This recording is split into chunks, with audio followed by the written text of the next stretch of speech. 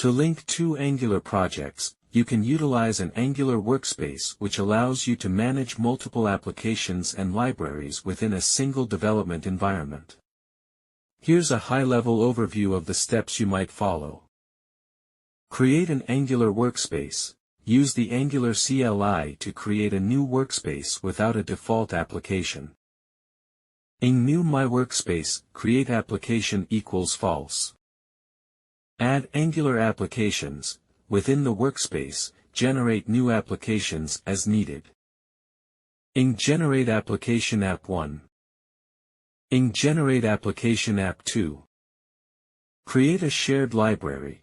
If you have components, services, or other modules that you want to share between the applications, create a library.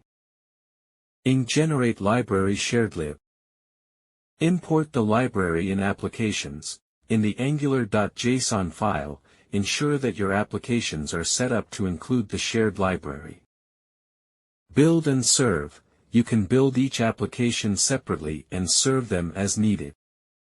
Build app 1. Serve app 1. For a detailed guide, you can refer to resources like the Angular documentation or community articles on working with multiple projects in Angular 1.